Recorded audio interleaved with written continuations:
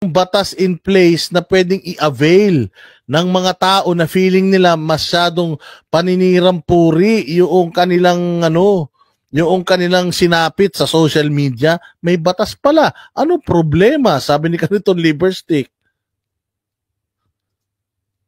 Jesus! Talaga naman to si Barbers, oh. Mikat itong social media, maraming nag-file ng cyber libel. Ngayon, gusto ba natin na bumaha ng cyber libel na mga kaso lahat po ng korte? Dapat merong regulasyon. Dapat merong limitasyon, may regulasyon. Paano ba dapat mag-file ang isang taong biktima ng fake news? Kung ito ay naka-apekto sa ano ba ang provision ng ating batas? Yun ang gusto naming linawin. Okay. Kung kanina nabanggit nyo po mag-iimbita kayo pag nagsimula na po yung pagdinig nyo dito nga po na sa may kinalaman sa mga fake and malicious post online, mag-iimbita kayo kanyo ng Giorno. Iimbitahan nyo rin po ba yung mga binabanggit ninyo na narco-vloggers? Tsaka kung medyo curious lang ako, bakit yung sila tinatawag na narco-vloggers?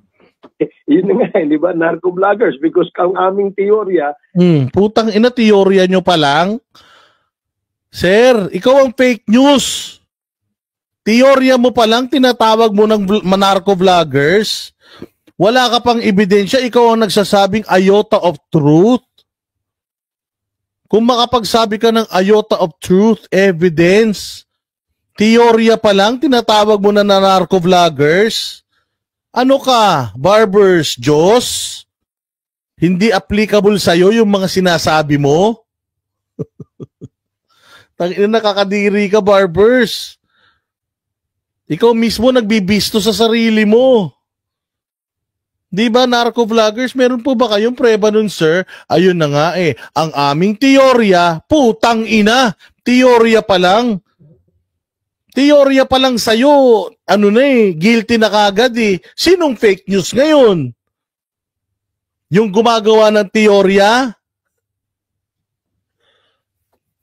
Inang klaseng interview to. Teorya pa lang, narco-vloggers na. Dapat sinabi mo, narco-vloggers di umano. Ganon. Pero yung teorya pa lang, sir, tinawag mo ng narco-vloggers. Sinong fake news? Ikaw. Fake news ka, boss. Teorya pa lang, narco-vloggers na. Itong mga ito, kumikita ito at sino ang nagbabayad? Diba? Sino ang nagbabayad? So, merong talagang nakikinabang na sa kanilang mga sino nagbabayad? Ang nagbabayad sa YouTube. Ito, papakita ko sa iyo. Si Defenders of the Sun, si Mia Poche, si Randel Bonagan, si Claire Casa, si Lisa Kamimura, si Alin Casilla, si Jacqueline, si Evelyn Etang, si Ray Dino ulit, si MM. Si Zara USA, si Madeline Kenmochi, si Morning Dew, si Kish, si Jake Arzobal, si Lola Maida 1958, si Mia Poche, si Vanes Lori, si I Love Ann, si Spike Nard 718 or Spike Nard 718 aka Junard Bolangis. Nagpalit ka pa ng pangalan, buwisit ka. Si Francisco Mendez, si Leia Okada. Yan po yung drug lord mga yan. Ha? So ito mga drug lord yan nagbabayad sa amin. Yung mga nanonood sa amin na mahal kami, na napapansin yung effort namin, yan nagbabayad sa amin. Anak ng tinapay ka, Barbers, ang dami mong teorya, di mo nga alam how YouTube works. Ang dami mo ng teorya, di ka pala sigurado, daldal ka na ng daldal dyan. No, di ka ang fake news. Pupost ng mga anti-government na nga yung iba eh. May nananawagan na nga ng pag-aklas. May nananawagan na ng kaguluhan dito sa EDSA. Kung halimbawa, manawagan ng pag-aaklas. Putang ina nyo, yung iba nga nandiyan dyan sa Congress eh. Si, Franz Castro, si Brosas, si, Kabataan Party List. Tangina, di ba makakaliwa yan? Hindi ba noon pa nag-aklas sa mga puki ng ina niyan? Tama, mali. Di ba noon pa naman, di ba noon pa pumapatay ng tao NPA? Noon pa kalaban na ng gobyerno NPA? Nagtatawag pa lang ng pagtalikod sa gobyerno yung mga nagrarally-rally sa sobrang galit nila eh. Putang ina, galit ka na. Yung mga makakaliwangan nandiyan dyan sa Kongreso eh. Puta, binibaby nyo pa eh. Nagko-contempt pa ng mga pulis na nagtrabaho para sa bayang Pilipinas. Mahiya ka, Barbers. Kapal na mukha mo. Pinababayaan mo nga na i-contempt ng dating Sparrow unit eh. Dating hitman ng NPA according sa mga dating makakaliwa na sumuko na. Kino-contempt nga mga general natin, mga koronel natin eh, na tumutulong sa bayan eh. Ang dami mong problema sa buhay. Barbers. Mali ka na eh. Tinatama mo pa. Anti-government. Hindi ba pwedeng dismayado lang sa gobyerno? Hindi kami anti-government. Ikaw lang nag-a-assume yan dahil fake news ka. Nandoon kami to demonstrate, practice, freedom of expression. We are not happy anymore. Hindi kami masaya sa gobyerno. Bawal ba yun? Pinagbawal ng batas yun? Bawal madismaya sa gobyerno? Ito, si Rod Lumang nagbayad sa akin, oh. Hindi naman drug lord yan sa Anaheim, California. Oh, di ba? Yan kung ano-anong pinagsasabi mo, Barbers. Puros mali. Diba? Yun ang ating punto, DJ Chacha. So, Kong, there's a possibility na talagang ipatawag itong mga vloggers na ito na sa tingin nyo po ay nagpapalaganap ng fake news online? Well, yes, we will invite, kasi hindi naman namin sila kilala eh. No? But we Ulul! Hindi nyo kilala. Pero putangin na, meron kang narco vloggers, pogo vloggers, nagkakalat ng fake news. Hindi mo kilala. Tangina, sinungaling ka talaga. May target na kayo. Style nyo bulok. Pwede bang hindi mo kilala tapos nag-statement ka against them now? Hindi mo pala kilala, ba't nag-statement ka against these vloggers? Wala ka naman palang alam tungkol sa kanila. Paano magiging accurate itong lahat ng pinagsasasabi mo ngayon kung hindi mo naman pala sila kilala? Barbers, ano tong ginagawa mo sa sarili mo? Anong kapalpakan to? Anong kabulastokan to, sir? This is so wrong.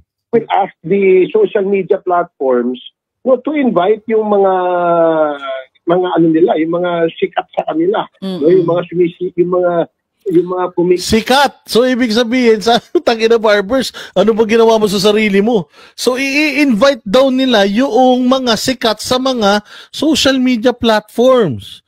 Porket sikat, iimbitahin mo na, tangina bad yun, sir. So pati ngayon bawal na sumikat. Ako ayaw kong maimbita ako dyan, makukulong ako eh. So lahat ng sikat iimbitahin, patay tayo dyan. Anong klaseng pag-aaral ang ginawa nyo, Barbers, para ipatawag nyo itong mga to? Porket sikat, ipapatawag nyo na? Tangina! Anong klase yan, Barbers? Hindi ka nag-iisip. Porket sikat, ipapatawag mo na? Tignan nyo sinabi. Ulitin natin. So ipapatawag mo itong mga vloggers na to. Well, kakausapin natin yung mga social media platforms kung sino yung mga sikat sa kanila, ipapatawag natin. Gago, mali yun. No, but we will ask the social media platforms to invite yung mga ano nila, yung mga sikat sa kanila, no, yung mga yung mga kumikita ng sobra-sobra. No, at saka ito hindi lamang ito sa pagkalat ng fake news sa Ted and DJ Chacha. Di ba? Meron po tayong mga online sellers, no? Yung ating mga online sellers din, makakatulong din yan sa pag-i-influence. So, dapat mayroon din tayong partisipasyon kung ano yung matutulong. Wag lang yung tayo yung bumatikos. Kailangan kumilos din tayo para sa palpak na palpak tong interview ni Barbers, hindi niya pinag-isipan, no? Hindi niya pinag-isipan, no? Putang na tama yan. Paimbitahin niyo dyan sila Jason sa Carlos Lopez. Salamat ha, kahit hindi ka drug lord. Nagbayad ka ng ikapo kay Boss Dada. Salamat kayo. Ayun na, Barbers, sinira mo buhay mo rito, promise. Kapakalat ng good news naman. Hindi naman yung fake news all the time. Diba? So yung good news, ikaw rin na magsasabi kung ano yung good news. Ikaw rin ang judge kung sino bad news.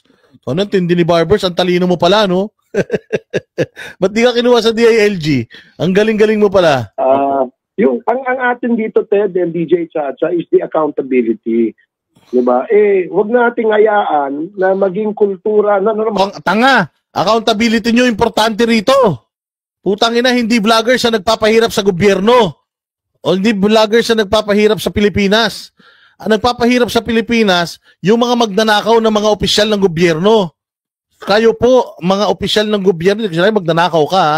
Pero may raming mga opisyal ng gobyerno, mga nagnanakaw. Yun ang atupagin ninyo. Wala po kaming silbi sa bayan. So, totoo lang. Thank you very much, Jojo Hugo, ha? Oh, ito, drug lord ba to si Jojo Hugo? Baka drug lord ka, ha? Magagalit to si Barber sa'yo. Putangin na. Yun ang problema natin. Yung mga magnanakaw sa gobyerno, hindi mga vloggers. Kahit ipakulong nyo lahat ng vloggers sa Pilipinas, kung lahat ng magnanakaw sa gobyerno mananatili sa gobyerno, pukin ang ina, walang unlad ang bayan nating Pilipinas. Mabuhay ka. Diyos ko naman, Barbers, pinagsasabi mo. Yung pagsisinungaling, pagkakalat ng mga issue na nakakasirang puri sa mga, wag na lang sa mga politiko, sa mga private individual na lang. O yun, kung private individual, labas ka dun. Engot. Private individual, they can always go to the courts and file cases. Hindi Congress.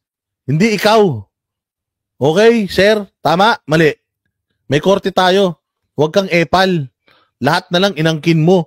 Silipin mo kung gaano karami magnanakaw ng mga congressman. Baka matuwa kami sa'yo. Pero kung ganito ang gagawin mo, nek-nek mo. Magbukas ka muna ng libro mo. Sabi ni Chori Choli, kala mo nakakatakot ka? Hindi. Pag nagpunta ako dyan, tangina, libre renta pa ako.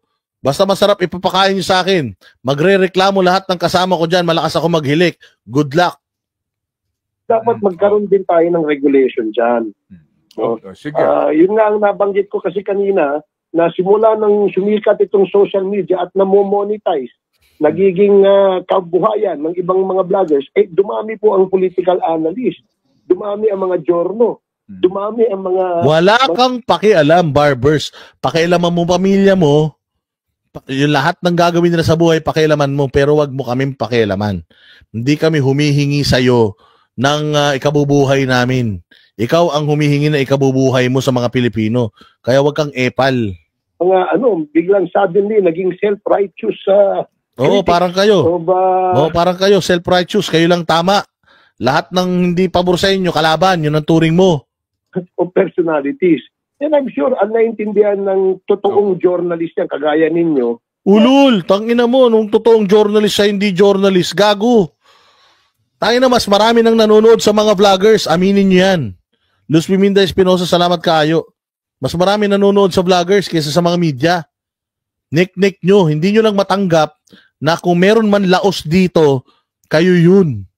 Yung mga journalist na hindi makapaglabas ng sarili nilang opinyon dahil pasweldo sila ng mga network nila. Kaya kayo threatened sa mga vloggers is because we can be us. Kaya naming magpakita ng political stand namin nang hindi kami babawasan sa sweldo at sisisantihin ng mga amo namin dahil wala kaming amo. Hindi kami hawak ng kahit sinong network. Kahit kami nasa SMNI, binigyan kami ng SMNI binigyan kami ng SMNI ng laya sa pagpapahayag dahil hindi sila katulad ng mga traditional media na takot mawalan ng prangkisa. Kunyari pa kayo. Hindi nyo lang matanggap sa mga sarili ninyo na hindi na kayo effective